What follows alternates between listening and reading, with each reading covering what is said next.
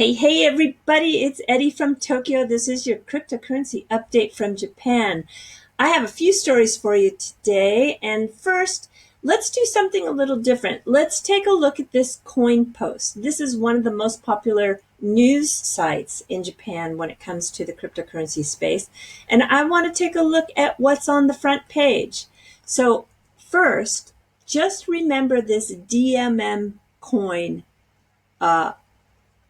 advertisement, okay? Because we're going to revisit this DMM company at the end of the video.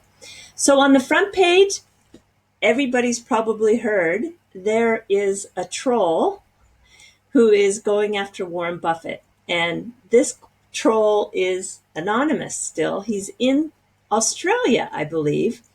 And this is the story that talks about the bet that has been put out there. So the troll is saying he wants to have Warren take his bet that the price of Bitcoin will be worth more than a Berkshire Hathaway share in half a decade. So if you didn't see the actual tweet, this is from Tom Waterhouse. He is a fourth generation bookmaker out of Australia with the William Hill website. And it says, big bet, well-known crypto expert, and we don't know who it is, has just requested a bet of 8.5 million Australian dollars to win 1.2 billion, that a Bitcoin will exceed the price of a Berkshire Hathaway share, currently trading at about $280,000, by 2023. What do you think? If you were Tom Waterhouse, would you take the bet? Yeah. All right. Back to the website, Coinpost. Let's just take a look here. Here we have off to the right-hand side, we have 4 coins that they are featuring, which is Litecoin, XRP, Bitcoin Cash, and EOS. And they have some links to some other stories. On the top of this Litecoin, Charlie Lee has an interview. And then also it talks about Twitch, which you know is the live streaming site for gamers. And they're taking cryptocurrency now, and Litecoin is one of the cryptocurrencies they take. XRP story is CEO Brad Garlinghouse talks about Xrapid. And then, of course, the SBI virtual currency trade site, which is going to go live for the public any day now. It's still, sorry, as of right now, it's still under the beta site with the 20,000 testers. Then we have Bitcoin Cash. It has a link to how cheap the transaction is to do to use the Bitcoin Cash. And then there is an article about Roger Ver and his deal that he did with the convenience stores here. And then we have EOS, which looks like there were some white hackers that found 12 vulnerabilities, and then some future pricing for EOS. Yeah. And here's something kind of interesting. This is a recommendation of the 4 top exchanges to use when using a smartphone, which is your mobile. So Bitbank is number 1, and they say it's number 1 because of the 0 fee promotion until the end of September. And this is a site that you can do the Japanese pairing, the yen. Then there's GMO Coin. GMO is promoted because it is a great site for FX. And then there's DMM Bitcoin. So this is the same company earlier I mentioned that I want you to remember. It is being promoted in the 3rd position because it has a good option for leverage trading. And then QNX, which has, it's rated number 2 in regards to volume for Bitcoin. So those are the 4 sites that are being recommended when you use your smartphone. And then let's see, this is kind of interesting. Bitcoin no Fuyu wa owaru no ka? So, when will the Bitcoin winter end? Yeah, so everybody's wondering when this winter will end. And let's see. Gumi. Gumi is a very interesting company in Japan. They are global with 5 global locations, but they are just doing amazing things in the gaming industry and also virtual reality. So they are a company absolutely to watch in Japan. Here you can take a tour of the LISC office. Yeah, so yeah, that's that's some of the things that are. This is actually an application that you can use to look at all the new ICOs. Okay, so that's just kind of a typical what's happening on the front page of one of the popular websites in Japan. Okay, let's continue. So all of you might have known that there was an AMA, Ask Me Anything, on the Ripple website today, streamed live with Asheesh and David. And it was good. They did about a 15-minute interview, and you were able to see the very concise answers that David gave to questions that came in via Twitter. And some of those questions were, I wrote some notes down here. Yeah, so Asheesh was acting as like the interviewer, and David talked about his new role. He was asked if he ever gets bored, and no, he never gets bored at Ripple, and he's able to scale his interest as the company has grown. And I think he's getting better and better at more hands-off responsibilities. He's able to manage a lot of other people and not having to do everything himself anymore, is what he said. And then a lot of questions came in on the issue of decentralization, which I was really happy they addressed. And they are obviously working on improving this criticism of being a centralized company. And then he is quoted, David is quoted as saying that in regards to improving, they are finding every possible thing that someone could and make sure that we get it completely nailed down. So they are very aware of the criticism, and they are actively improving. And then they talked about the fact that they're going after the unbanked, because it was kind of funny. They talked about when they were addressing the VCs early on in San Francisco, the Silicon Valley is overbanked, and they just really couldn't get it in regards to providing those services to the 2 billion people on the planet that are underbanked. So they are going to go after that market share. And yeah, they also mentioned that Brad is going to be in this hot seat in August. So that will be fun to look forward to also. And in regards to the decentralization, David addressed it again later in the end of the interview. And he said that trust doesn't scale. So we need a system that is decentralized. And then he went on to talk a little bit about the Xrapid and how the trials are very positive, and they're getting this experience just right, and which hopefully will happen this year.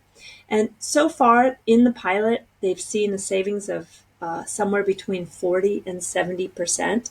So the company is going after upstarts and payment providers, and I'm really happy that they address these questions and that they have this format.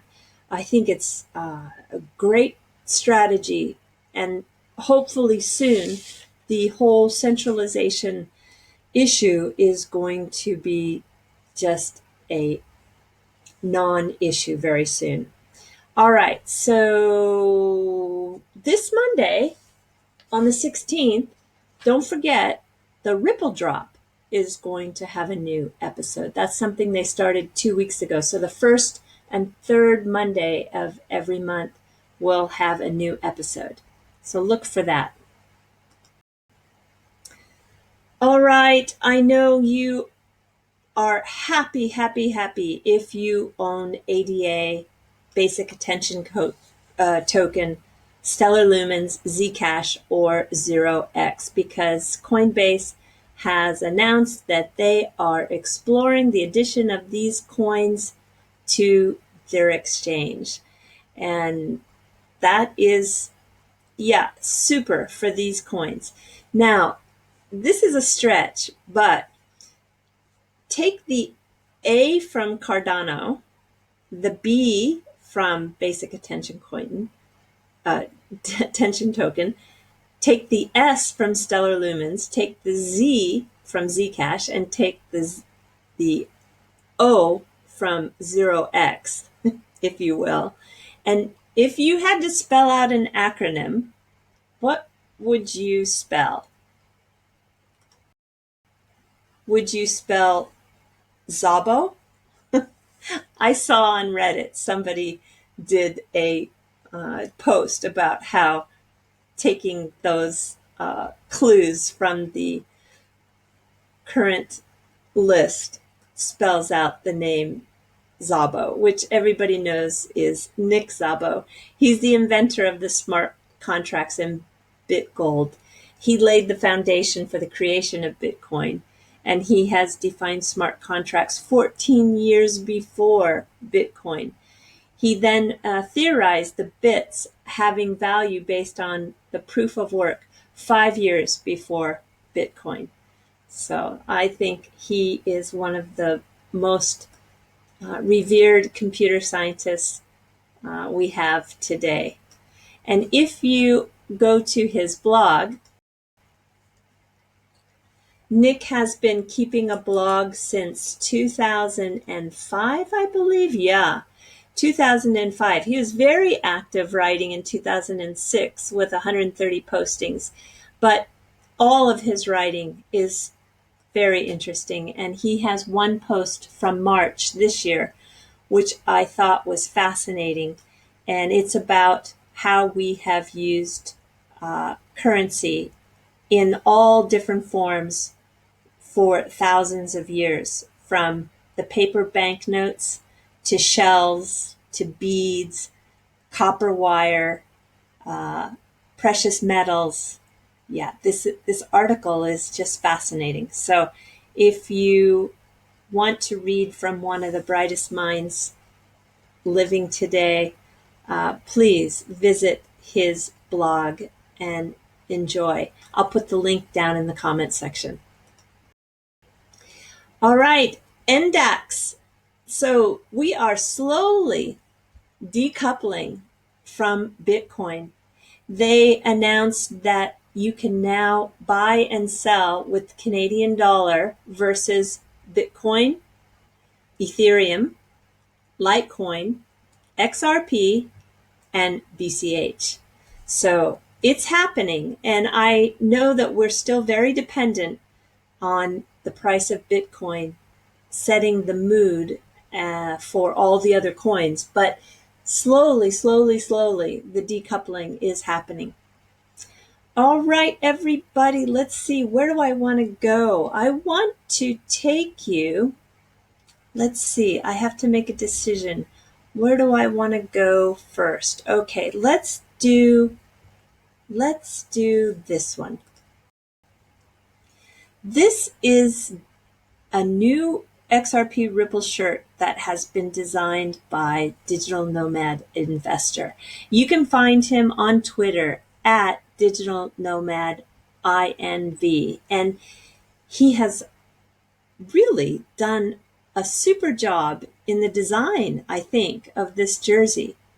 So I am going to offer you a chance to win one of these shirts. Let's take a look here. All right, so the winner will be the first person who can answer these 3 questions in the comment section. And so the first question, and if you've been watching my videos for the last couple of weeks, you'll have no problem with these. So the first question is, what happened to the first Bitcoin I bought nearly 5 years ago? Number 2, what is the URL of the new SBI Virtual Currency Exchange website? Number 3, what sport do I love to follow in Japan? So if you know the answers to those questions, put them in the comment section. The first person to answer all 3 questions correctly will win an XRP Ripple jersey. And the digital nomad investor will ship it direct to you. You just need to tell me what size, and we'll work out all the shipping details between myself and the digital nomad. So if you like his design, you can find him on Twitter, and please support him should you think his shirts are cool. I think they're very cool. All right, so let's get to the fluff. I want to tell you about this very mysterious man. His name is Keishi Kameyama. He is the person behind the DMM Bitcoin exchange. And you may or may not know, he refuses to have his face photographed. And he got his start because he is still the biggest in pornography business in Japan. But he's moved from just doing pornography to being considered one of the best startups. And he's a startup guru in Japan now. He also has the cryptocurrency trading site and even has an online English education site. On his website, he has 27 million registered users. So he said the porn business taught him 3 things: market share, know your customer, and let them purchase what they want with 1 click. So this is Keishi Kameyama. And last Sunday,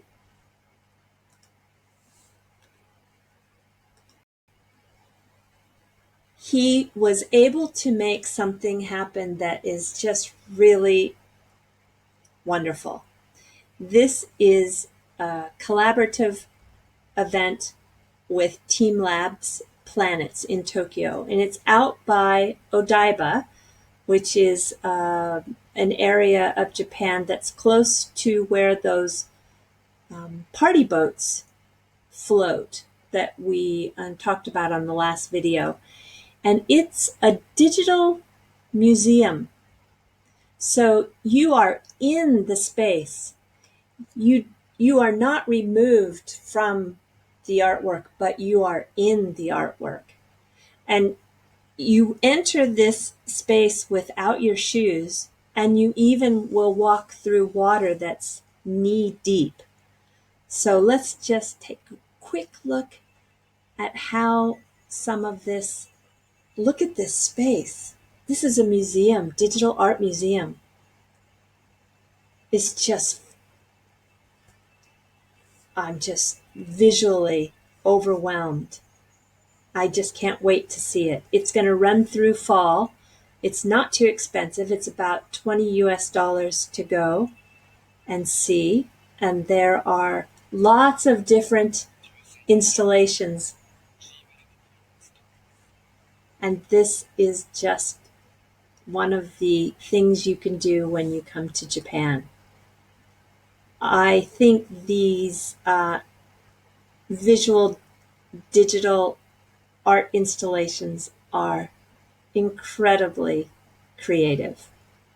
So that is just your tiny bit of fluff today to let you know about the founder of DMM and some of his creative collaborations.